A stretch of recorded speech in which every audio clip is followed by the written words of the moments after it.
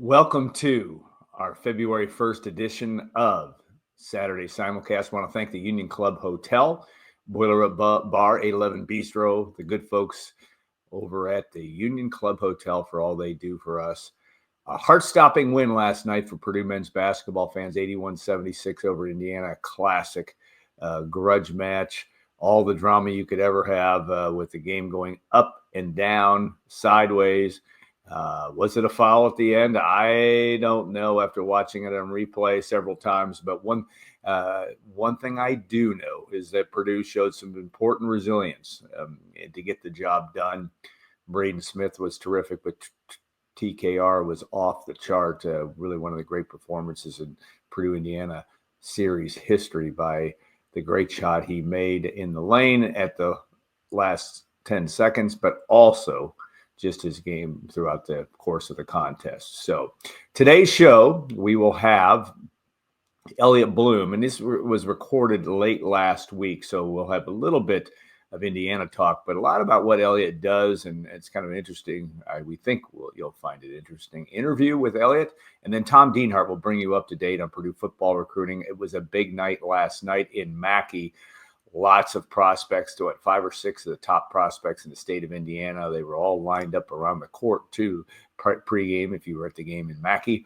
So that will be our second part of today's Saturday Simulcast. So without further ado, enjoy the show, and thank you for watching and listening. All right, Elliot, tonight, is a special night, and yet you're trying to be a part of it, not only in operations, but as close as you are to this program and sitting right next to Matt Painter during these games. This is a special night, but it's also part of the road to hopefully not only maybe a three-peat, but staying in the race to be able to do that, the importance of tonight's game. Yeah, I mean, it's, I'll be lying if we said it was just another game, but when you get in the trenches and you're preparing in the course of a Big Ten season, it is more than the normal game, but at the same time, there's nothing that breaks routine. So everybody, from our standpoint is it's business as normal. It's just another opponent on the schedule in terms of our prep. We're in a day and age, obviously, when it's impossible to not listen to outside noise, or at least know the outside noise that goes on. Whether or not, you take that in is up to you. And that's a whole nother, topic for discussion, but the noise is there. And, we're in obviously a basketball crazed state, and it's the game of the year twice a year in this state, which is, it's awesome. I mean, it's awesome to be a part of. It's great to, have a rooting interest in it. And it's one of those things that very few things can kind of pull people together, especially in this day and age. And I think sports is one of those things, and rivalries to kind of take that to another level. Friday night in Mackey, which is going to be 3 consecutive, because last Friday night was special with Michigan. It's a new world again, and we all have to get used to Friday night basketball, which is, we've had, that's another topic we could discuss, but just turning about that environment on a Friday night in Mackey Arena, as if you need anything more for tonight. I mean, it's nutty in terms of the students and people being there for the 8 o'clock start. It's just something that's very, very unique and special.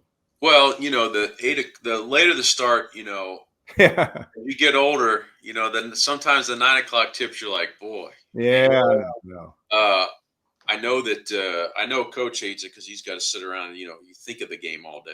It's just in your mind.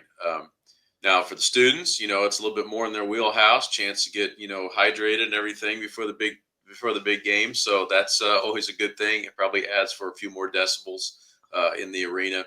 But yeah, it's a different world now, as you said. Friday nights this year, Fox introduced their Big Fox Friday. They had it last year on Saturday.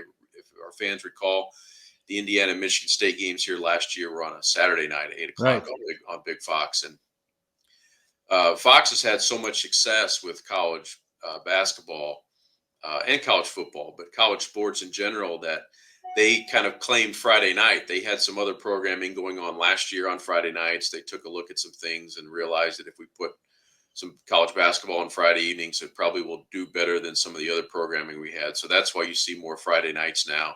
on Fox. And, the Big Ten has done if you're a Big Ten basketball fan, and I think a lot of people are, especially a lot of people watching this, it's great. I mean, I'll admit, like, I can't wait. We get in with practice, and, get home, get some dinner, do whatever we got to do around the house, and, continue to work on what we have to work on. But then when you have a few minutes to kind of sit down and turn the TV on, there's Big Ten basketball on every night. And every night. That is a great thing. Like, I can't tell you how many. There was a stretch, I think it was probably, I don't know, a week, 10 days ago, where there was like 3 consecutive nights of, one possession games, and a couple overtime games that went on. And if you're invested as much as we are, obviously you're going to watch. But I think there's a lot of fans. They're wrapped up in Purdue basketball and the Big Ten race. But, I tune on games that may be a battle for 10th place in the league or 11th place in the league. And I find them just as riveting as the other games. So I think we've got a pretty good formula going on right now in our league, and kudos to our TV partners and to the league office for kind of creating all this. Now, it does create some situations where maybe we got to, put together some long stretches of grinding, so to speak, but that's the trade-off. And I think what people are seeing now is a really competitive league race, and a majority of the highly competitive games against the top tier teams are getting ready to come, starting at the end of January and into February. Talk about the race, and obviously Michigan State at 9-0, and your guys are down 2 in the loss column, as is there's a couple other teams up in that at that echelon with you guys. But just talk about you've mentioned the league, and Michigan State is going to reach its more challenge. It appears more challenging part of its schedule, but that unbalanced schedule makes it tougher to actually get a true champion. You've got to go to Michigan State, you got to go to Illinois, you got to go to Michigan down the stretch. But talk about that and how you because this is big. Big Ten championships have always been big at Purdue, as it should be, and you have a chance for a three-peat, another big deal. But talk about that and what that importance is, and how you measure that as the way this season's going to work out through the postseason. Yeah, I know Newbert had a column last year that kind of said, enjoy it because this is the last kind of true Big Ten championship. And I understand exactly where he's coming from. I think there's some truth in that. But at the end of the day, the regular season league title is still what it is. The Big Ten tournament is it's I'm not saying it's not a big deal. It just has proven that it doesn't really affect things very much at all. You can go and take a look at the Big Ten tournament and results of that. I don't know if they really play out other than the bubble teams. If you go into that and you're on that bubble, you better win a game or 2 in the Big Ten tournament. Otherwise, it really has no bearing on your seeding, which is, I think, the way most people would prefer it. But the regular season is the deal. It's a several month long process. It's a long, arduous journey for all the teams involved. And, now with all the teams going west and the west teams coming east, there's a lot of the journey gets even longer, so to speak, a lot more travel involved. It can kind of turn into a war of attrition at times. And it's important to not only keep your team together from a, physical standpoint, stay healthy and catch some breaks in that regard, but also from a mental standpoint. How do the coaches and the staff keep everybody mentally engaged and playing your best 20 nights a year, which is really hard to do. And again, I probably said this on this show. I've told people before, sometimes if we come out and we have a bad stretch, I'll get a question or, at the grocery store or something. Hey, what was wrong with the guys, And I've done this a handful of times. I'll ask people like, well, did you go to the game? Yeah. Okay. So let me ask you this. When we played Marshall on November 23rd, did you cheer as loud as you did for Indiana? Yeah. And they give you a look like, well, no. I said, well, our guys didn't play as hard as they did against Indiana either, or whatever, insert, the Big Ten game, Michigan, for instance.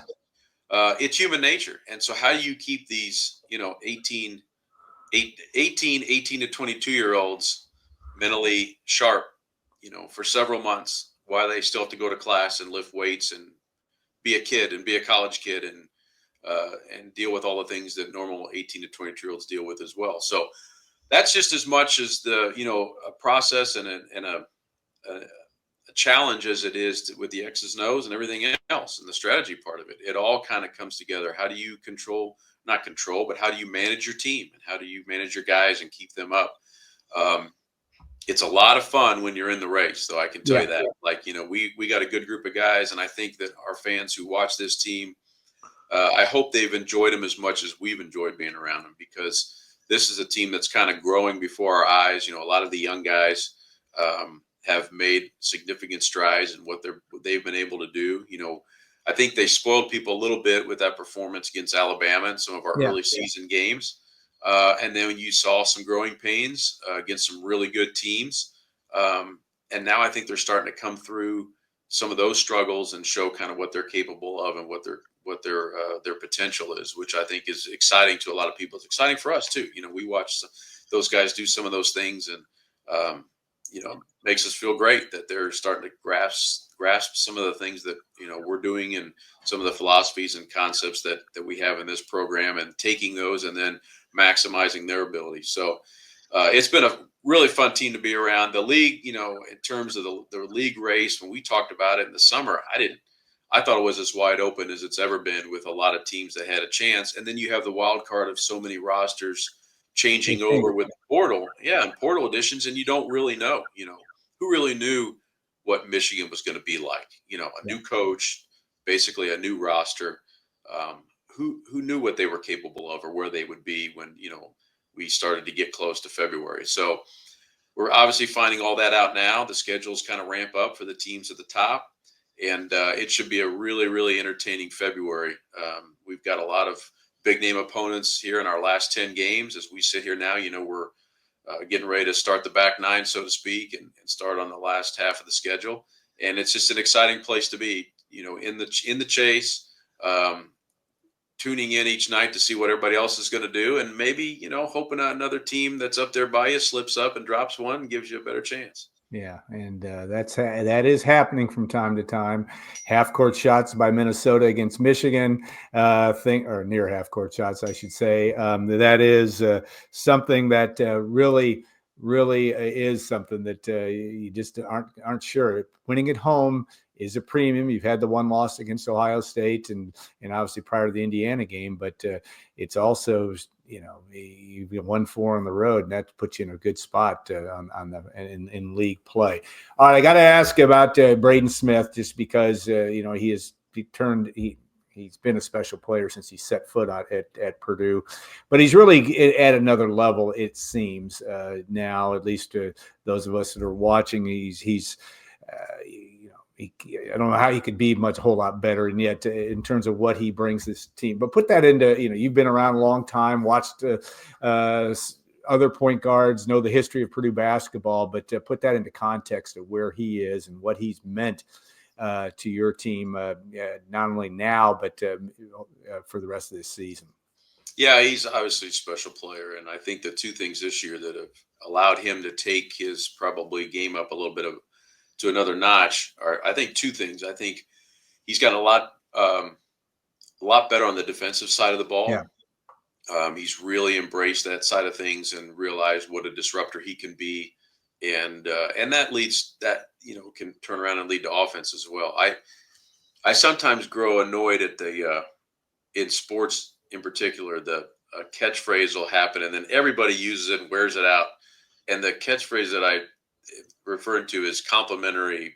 You hear it on football a lot, right? Complimentary football, right. Complimentary football. Like, where was this 5 years ago? Were they just not playing compliment? Anyway, yeah. That being said, the complimentary basketball side of that is, you play good defense and it creates transition opportunities and allows you to score and turn defense into offense and gives you easier opportunities. He's doing that at a higher level for us, which has been great.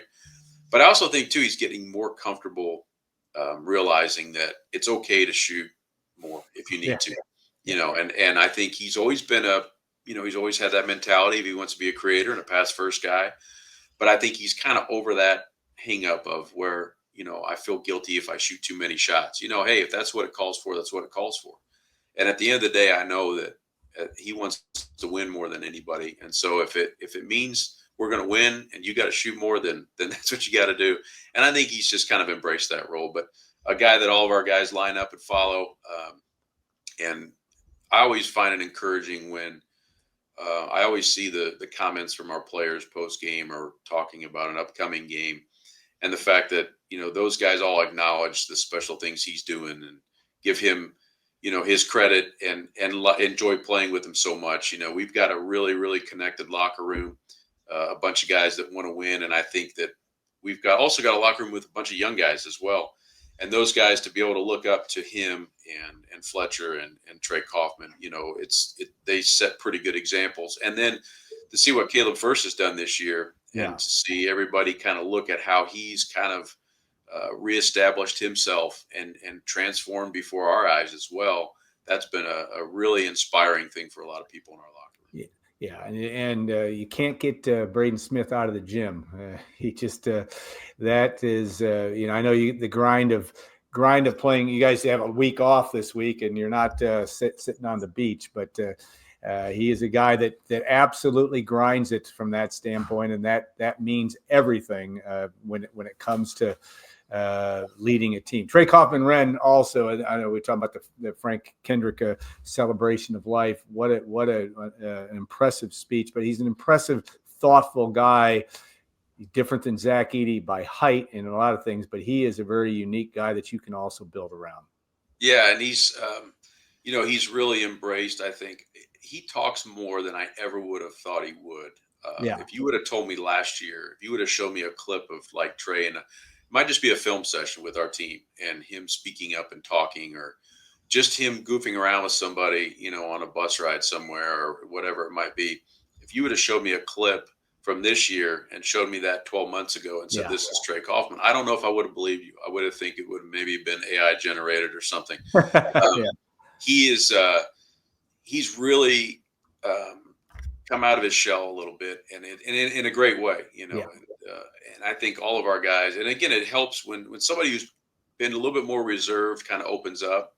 I think it kind of inspires other guys to be able to do the same and realize that, like, this is, if you're going to be able to be yourself anywhere, it should be inside our locker room, because these are the guys that, we talk about it, not a ton, but enough where, you take our team and our coaches and our support staff that are basically on every road trip and do this for X amount of months. Outside of about 30 people, there's not a lot of people that know what we go through as a group. Yeah. And so to be able to be yourself and kind of inspire others in the locker room, but also just be comfortable enough where once you've kind of broken down any hangups you have, that allows you to go out and perform at your best. And he's certainly done that. He's having a great year. There's been times where I think, like, man, Trey's really struggling. Then I look at the box score at a timeout or something. He's got 10 and 10. I'm like, how did that happen? Or, at the end of the game, you pull the box score up and he's got 18 and 12. And you thought, boy, I thought he was just okay. So it just shows you how talented a player he is. Yeah, he has been a huge, and you've had the reputation, obviously, with the really obviously the Zach Eady's and the Isaac Haas and the AJ Hammonds and that size of guy. You've been able to incorporate him well into what you're all about, and and he certainly does that well. Talk about a little bit about the wonderful world of college sports these days, and not only transfer portal, NIL, and what makes you, Purdue's got the most unique of cultures that you've built and worked very hard to make it the way that you need it to be. What makes you optimistic you can keep that together, and what are some of the challenges ahead for, as you continue to navigate this world, not only with revenue sharing, but just keeping all the right guys on the bus. Right. Well, we're not naive to what's going on everywhere. I think sometimes there should be a pause before you confuse, just because we're not commenting on something or talking about something doesn't mean that we're not either doing it or know about it. Some people don't feel the need to get on a pedestal and talk about stuff. We were chuckling the other day about the comment that Jalen Rose made, and people get worked up over, like, quit getting worked up over things people say. Who cares? Who cares? Like, just because you see it on your phone doesn't mean you need to lose sleep over it. That's not how things work. You should determine what you lose sleep over, not your phone. Yeah. But we saw that comment, and I get it. I understand where he's coming from, but like that implies that our guys don't make any money here, which is, we just choose not to grab a megaphone and broadcast it to everybody. Yeah. So our guys are doing just fine. They're, I think, very happy here, and we have a good culture and a place that it all gets back to finding the kids that want to be part of something like this. And we still stress the value of, walking out of here with a Purdue degree and being able to play for Paint and being able to play in Mackey. And, like we're going to see tonight, being able to play in these kind of environments and these kind of games on national TV, that still means a lot. And you can do all that and you can still make a lot of NIL money.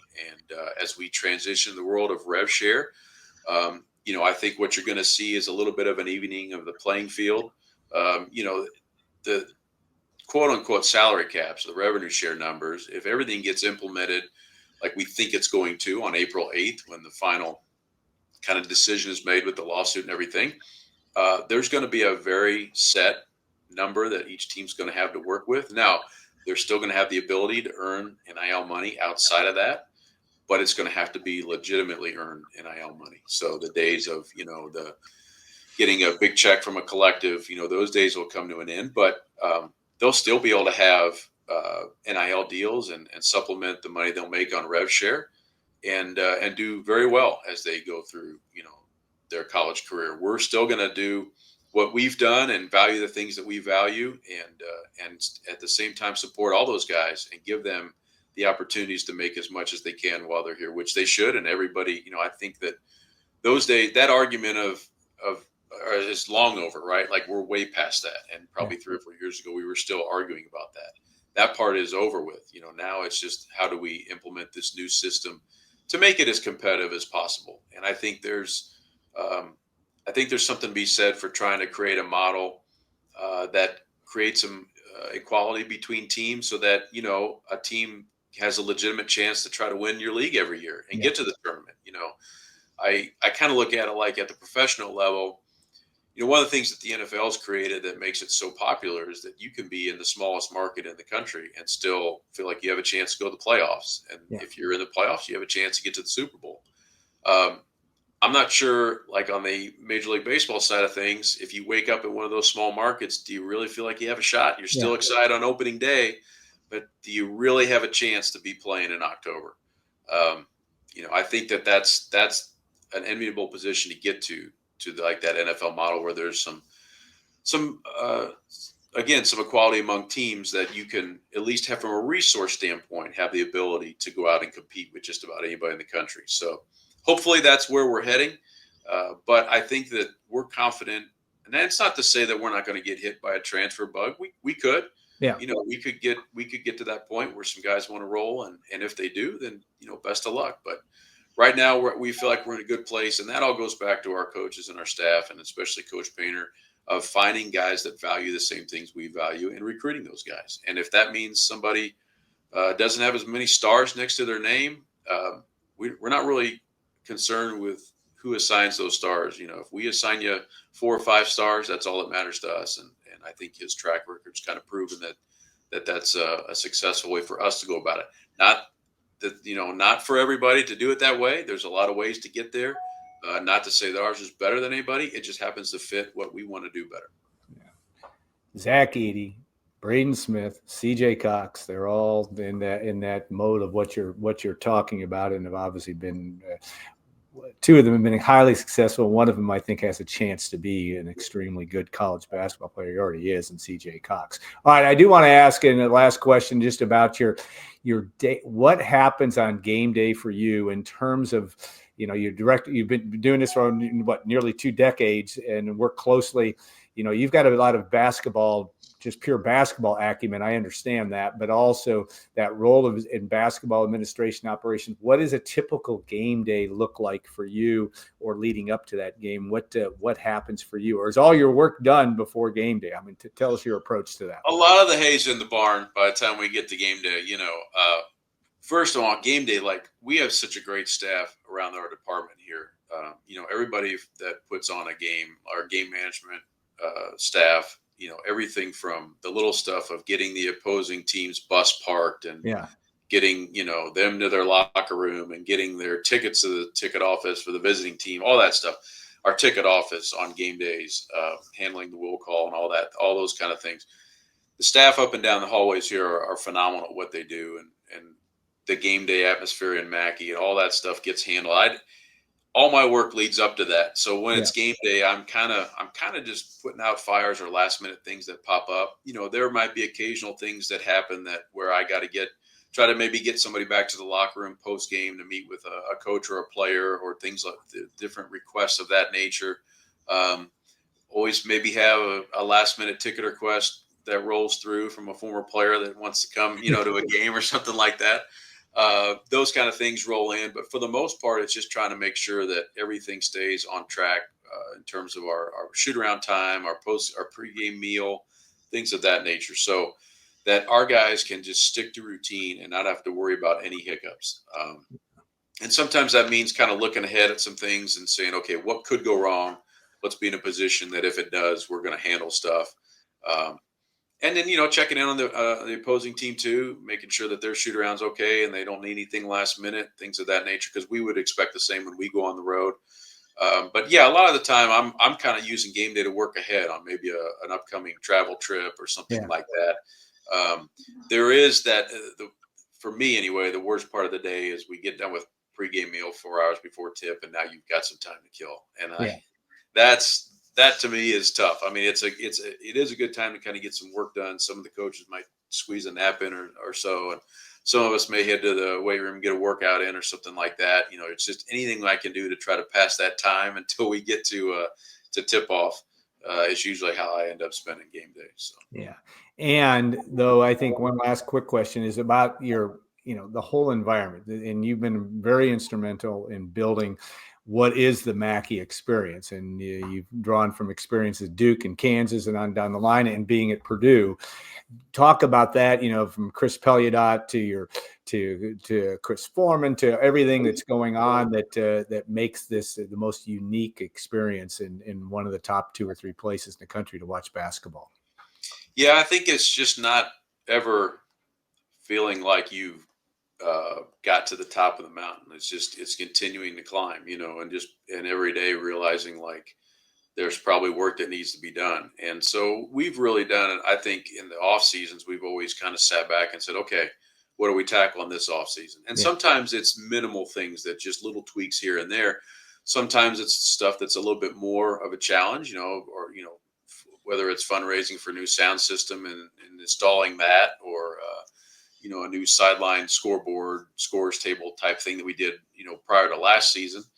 Sometimes it's big things like that that you really have to spend some time and plan out. And then other times it's just kind of meeting with Pelliot and saying, okay, how can we tweak this or that? How can we make this even better? It's looking at some of the promotions that are involved around each game, whether it's a bobblehead night and who do we want to get back for that, and or the which game we're going to do the t-shirt game on, things of that nature that our fans have kind of grown to expect. But also it's keeping front of mind the 14 plus that come every game, and how do we continue to make Mackey a place that they want to spend 18 nights a year with us?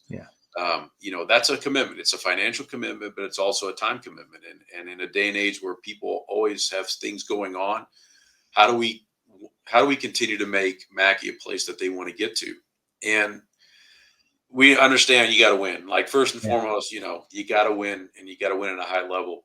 But I think second of all, it's kind of creating that atmosphere of like, you have to create a fear of missing out with people. You have to create some magic in that building and do some things that people think like, do I want to go to that Wednesday game that tips at 8:30? I don't know. Maybe I'll give these tickets to the neighbors, but you got to make it so where if they miss out, they pick up social media the next morning and go, man, I knew I should have went last night. What was I thinking? That's what you work for. And again, it's a combination of, we got to do our part on the floor. We got to play a certain way and perform at a certain level. We understand that part of it, but it's also, again, it's building in some things around the game that make things, whether it's halftime acts or giveaways or things of that nature. It's really nice to sit in your basement with your legs up on a really comfortable couch and a cold beer in your hand. Like that's a really good way to spend a night for a lot of people. So you got to overcome things like that and to try to get them to Mackey. And our staff, I think, has worked really hard to do that and has done an incredible job to the point where, now as you see those lists circulate on Instagram or Twitter, whatever social media outlet you follow, of, hey, best venues or, bucket list places you got to get in the world of sports, you see Mackey emerging on those more and more. And that's a testament to not only what we've done from a program standpoint in terms of wins and losses, but what our staff around here has done to build this place up to where it is today. Yeah, it is a must. Having last year had the chance to go to Allen Fieldhouse, it was awesome, different, but this is truly a special place, and you guys have done a great job of putting a group together to do that, and that's a big part of the story. Elliot, thanks so much for your time today, and really appreciate it. It is always going to be. We'll be watching closely. Bobblehead is Wisconsin. Yep. Caleb Swanigan. And t-shirt night, has that been? I believe it's UCLA, but I'm going off memory there. Okay, and so those are two special events, and two. Can you imagine Purdue UCLA in the Big Ten game? It's we've been so lucky too. Like when we started doing the t-shirt night, we didn't have a lot of options for you want a nationally televised game, right? Yeah. You want to be able to. And I remember one of the first years we did it, I think we only maybe had one or two nationally televised games, and we picked a CBS game. We played really well, and it just showed so well on TV. And in fact, a couple people in our marketing area on campus were getting blown up from their counterparts at other schools that said, "How did you guys do this? And what an incredible scene!" And they weren't necessarily sports or basketball people. Yeah. And we got those phone calls of how well it just resonated. And we were like, okay, this is we were planning to do it annually anyway, but it just kind of cemented that idea that this is something that everybody looks forward to. And it's a great way to show off what we're doing here. Yeah, be a lot of fun. And again, always striving to do a little bit more, or a little bit better. And that's a good philosophy to get done. Again, Elliot, thanks so much for your time. Good luck the rest of the season. And we appreciate always your acumen, your perspective of what this is all about. You articulate that about as good as anybody. And thanks again. Thank you for having me. Appreciate it. And Tom Dienhart joins me, and we're going to talk a little Purdue football, which is what Tom Dienhart does better than anybody else. The Boilermakers and Coach Barry Odom have a busy time. We're all in the midst of basketball right now. I get that, but a lot going on in the world of Purdue football on the recruiting front. The portal stuff has slowed down, some obviously with the portal being closed, but roster development is ongoing. Tom, National Signing Day, which used to be a high holy day, as we call it back in the day, but it is going to be an eventful day because we're going to hear from Barry Odom, that being this Wednesday. Give us the latest on what's going on there. Yeah, that's probably the biggest thing we'll get Wednesday when we have the press conference with Coach Odom in the basement of Mackey Arena. We haven't talked to him, Alan. We talked to him, you and I did on this show maybe a month or so ago, but he hasn't really collectively met the media since he was really hired. So it's been a while. He's been on the job a little less than 2 months. He's obviously been super busy trying to build this roster. You talked about the influx of portal transfers. High school recruiting has been going on in earnest, Alan. You referenced, of course, Wednesday, signing day, February 5th. Yeah, that, like you said, that used to be a real high holy day for college football fans to really see who the next players are going to be, the next incarnation of your team. Don't expect much from Purdue on Wednesday, just a handful of signees. This week, Alan, they got a commitment from a long snapper from Pittsburgh. Obviously, he'll sign. And they have a couple OVs in this weekend, Alan. I wrote about them on the site. One of them, Kamar Nelson, Fort Wayne, Indiana linebacker, who was committed, fans remember, was committed back in November, walked away from the commitment after sort of the program was falling apart. He's back in the fold again. He's going to OV this weekend. They have a defensive back, cornerback from California coming into Maxwell Barbie, a guy from Long Beach, California. Sort of came on their radar late. He'll be here as well. Though those three guys may be the only three that sign. If all three of those guys sign, Alan, you may have noticed I left out Cameron Gorn's name. Right. Of course, the son That's of a big, Brandon Gorn. that was news to me. Yeah. Yeah, So go ahead. I've just heard from a couple people who should know that it looks like things may be leaning toward Louisville. Nothing's definitive. Maybe he will sign with Purdue, but it seems like right now, if you're a betting man, you think Louisville would be a school. So we'll have to wait and see what Cameron Gorn's final destination is going to be. But again, not much activity from a signing standpoint for Purdue on Wednesday. Of course, they already have 10 freshmen signed and ready to go on the class of 2025. Most of them are here, Alan. So, yeah, boy, again, I don't want to get off on a tangent. I remember in the 90s going to the Quick Trip near where I lived and getting the USA Today 2 days after signing day to look at the agate of everybody's signees. We had no idea who the teams were usually signing. Yeah. And yeah, you actually got news from the newspaper, Alan. Yeah. Well, it is a different role, but it's also for Coach Barry Odom a little bit of digging ditches right now. It's got to be.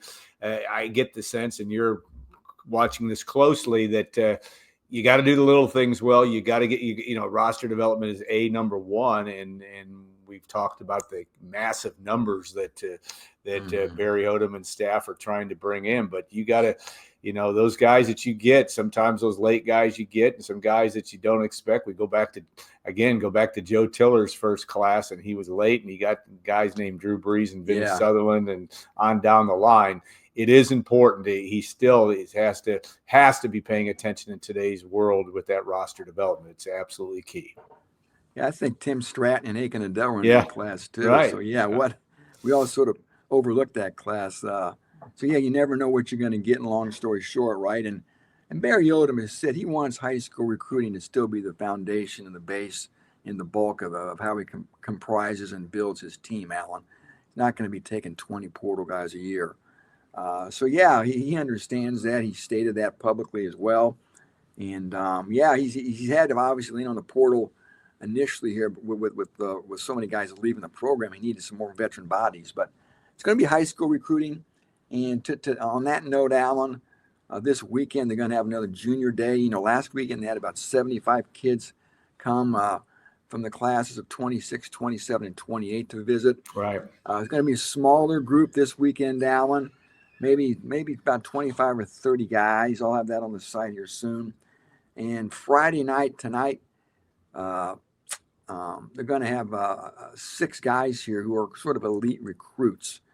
One of those being the guy who's considered to be the best player in Indiana in the class of 2026, an offensive end from Warren Central named J.J. Finch. So that it's going to be interesting to see how much traction they get with some of those really elite guys. So, yeah, a lot going on with Purdue, Alan, from a recruiting standpoint.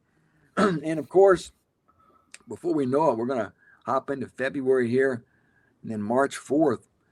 First spring football practice, if you can believe it. Yeah, and that is we'll go through that schedule here in a little bit. One thing also, it's interesting too. Of course, Coach Barry Odom will be a programming note, so to speak. We'll have a Saturday day press conference, which Tom will be there to cover. We'll have video from that, but also Thursday night, 6 to 7 at the Union Walk-Ons. It'll be kind of a meet and greet.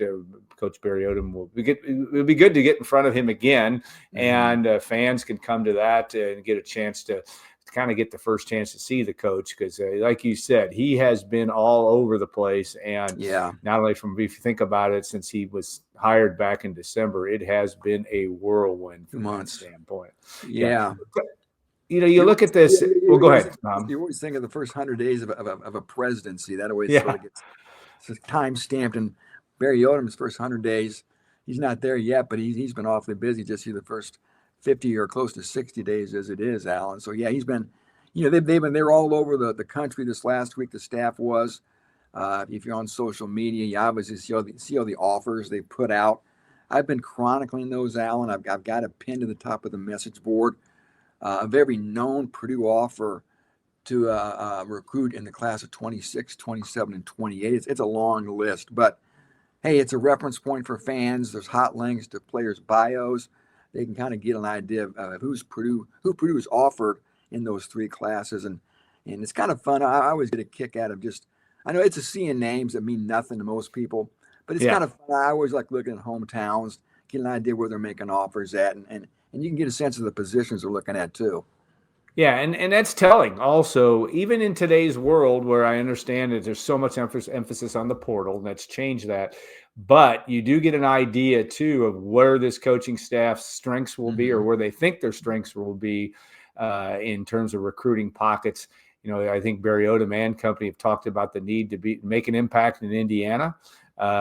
Be a player in that. You see that by the visits for the Purdue IU game on Friday night and on down the line. I mean, that's an important thing to kind of and you've talked about this many times, and that is trying to establish identity. And, Coach Ryan Walters, that was a struggle for them and maybe partially because he wasn't here long enough to see it to fruition. But Barry Odom, you sense that that's something he gets, that they want to figure out. They want to be able to send that message of who Purdue football, who they are as coaches, but also what will be Purdue football from 2025 forward. Yeah, I mean, that should everybody in life should know who they are, right?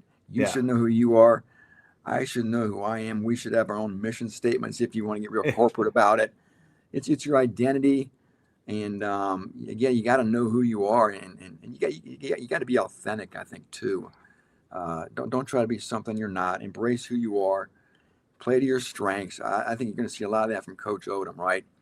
He's authentic. He's down to earth. He's relatable. I've talked before. You've talked before. In so many ways, he embodies Purdue. I think in his beliefs, in his work ethic. And that blue-collar mentality. And I was talking to you before we came on camera, and I probably mentioned it on this show, but I mean, a comparable for me is Brock Spack from a personality standpoint. Linebackers, tough, no-nonsense guys. There's going to be a little margin for error. And I think fans will be pleased with the tenor and the tone and the culture that Barry Odom sets here in West Lafayette.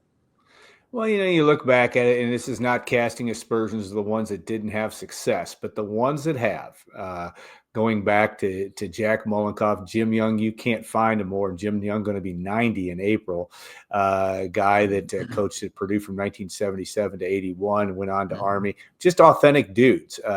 Joe Tiller, same way.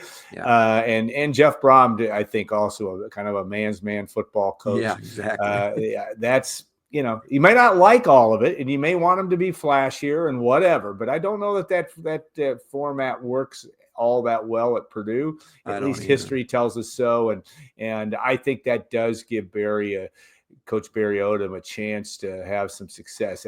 I also think, let's be honest, it's going to be a challenge not only with the schedule, but just getting all the ducks in a row heading into this 2025 season without question. Yeah. This is a combat boot school, I guess. And that's all right. If you were to pick out for us, footwear for Purdue, it would be combat boots. For us as graduates, that's not a bad thing. So I think no, that's I'm not true. complaining, believe me. All right. Well, you did mention, and we talked about the spring practice and what is the schedule. You said they open March the 12th. Is that what you said originally? No, March 4th. March 4th. March 4th. So they will do 2 weeks before spring break, and then come back. Now I know at times with Jeff Brom and maybe even with Ryan Walters that last week of February started spring ball. But anything different, and it will culminate with a spring game April 12th. Or at least a spring practice of sort. But give us what you know about what the schedule is going to be, and maybe we don't. I don't think we do know whether the public's going to have any, and media is going to have any real access yet. Yeah, you're right. March 4th it will start, and there will be 15. You're allowed at 15 practices. Right. The final one, Alan, you referenced April 12th is a spring game. I'm looking at the schedule I got sent to me. April 12th, spring game, it says. March 4th, it begins. And you're right. March 4th, 6th, 8th, 11th, 13th, 25th, 27th, 28th. Yeah. So they're off there from the 13th to 25th, must be spring break. They're off a week, and then they'll come back and finish up So yeah, there you go. And you're right, Alan. I have not inquired, to be honest with you, with anybody over there Yeah. as far as accessibility to practice One thing at a goes. time, man. Yeah, I no know doubt. I'm hopeful, man, because I hate to always bring up the past. Sometimes I spend too much looking over my shoulder, but in the spring, Brom would open these practices up in the spring. Fans would come and bring their lawn chairs and sit there and watch spring practice inside Mollenkoff. I don't know. We'll see. If you were to make me make a prediction, Alan, I would predict it's going to be all closed up except for Yeah. early access for the media.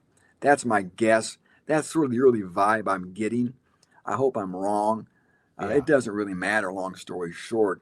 I get a kick out of hanging out for 2 hours over there and kibitzing and watching things, making observations. So we'll have to wait and see what type of access we get for practices. I do know, Alan, in the fall, they're going to continue to practice in the mornings. I know that for sure. Yeah. And it's interesting. Yeah. And again, we understand it in this world of espionage, college football espionage. They all get worried about that, but I couldn't agree more. And I know it's self-serving for us to have some access and for you to be able to do your job and be more and more informed. But I don't get it either. I just think at a place like Purdue, the more public, more you can make your fan base, even if it's 30 people, think that that practices are running well and there's a little bit of excitement going in. I think it's all to the better, especially in spring ball when you're not scheming up for the Big Ten or Ball State or Southern Illinois, whoever you're meeting up with. But, Alan, we shall see. Alan, at those practices in the spring when Brom was here, there were maybe 15 people there. Yeah, it's not a lot of people. It's not like 2,000 people showed up. And I get totally that, that you should stop. They should stop. No video cameras and all that. Yeah, I get that. I think that's fine. And you don't want drones flying over your practice. I get that, but it is an interesting world, and I think Purdue, the more positive PR. I think Barry Odom has the ability to really relate with the fan base, and I think that can be a big help. I think it's so important to keep that olive branch out to the fan base, to be accessible. It's human nature. If people know you or think they know you, they like you. I mean, you can build up a lot of goodwill. As opposed to being a guy who sits up in his palace and looks down at the window at the masses, And I think it's really important. And about building equity. You can do that amongst the office you work in, amongst your customers. If they really feel they know you, they can relate to you, they like you, and you're going to get a long leash. And let's be honest, Alan, there could be some rough times in 2025 and 26. And that's when you want as much goodwill built up as you can if you're a coach. Yeah, no question. And I hope that they take that. They're not listening to us necessarily, but I do sense with Barry that he's, he said some of the right things. Certainly in his opening press conference, we talked about that in terms of, hey, he understands the job we do. He even said that on this show back a few weeks ago. And that made an impression. I know it could be word salad. It could be word, but I didn't sense that. So I think that's going to be I think that's a good way to approach the media, but also the fan base here in West Lafayette. He knows what he's doing. He's still a young man. He's not even 50 yet. But he's coached a lot of football. And he's coached at the highest level you can coach as a head coach. And he's won at a place where it's traditionally hard to win. You can look for excuses why you don't win at UNLV. He didn't look for excuses why you can't win. He found a way to win. Not an easy place to do that at. So again, he's got a nice resume, and a resume that would lead you to think that, he's not going to look at why you can't win at Purdue. He's going to try to find out ways you can win at Purdue. Yeah, going to be a must. All right, Tom, thanks so much for your intel and trying to herd the cats here over the last several months. It's been impressive, your work, and we appreciate that. Want to thank you for watching our Saturday Simulcast, February 1st edition. Hope you have a great rest of your Saturday and Sunday weekend. And a reminder, too, that we are working on our platform on the podcast front. So we're going to be switching platforms. So we just did today's show in YouTube format. but we appreciate your patience with us as we continue to develop that. We want to thank the Union Club Hotel, the Boiler Up Bar, 811 Bistro. A lot of celebrating going on, I would guess, late last night after the Boilermakers 81-76 win over Indiana. A lot more to come. We'll have another show next week, as we typically do on Saturday, with that Friday night game against USC. Purdue men's basketball take on the Trojans next week at 7 p.m. in Mackey. So have a great rest of your weekend. Thanks again for watching and listening. And a reminder, too, that you can subscribe to GoldandBlack.com. Great idea. We have gift subscriptions available, 40% off. But it allows us to do the work we do on all these free platforms, certainly on podcast and Zoomcast. But we appreciate your consideration of that notion of becoming a subscriber to GoldandBlack.com. Have a great weekend, everybody.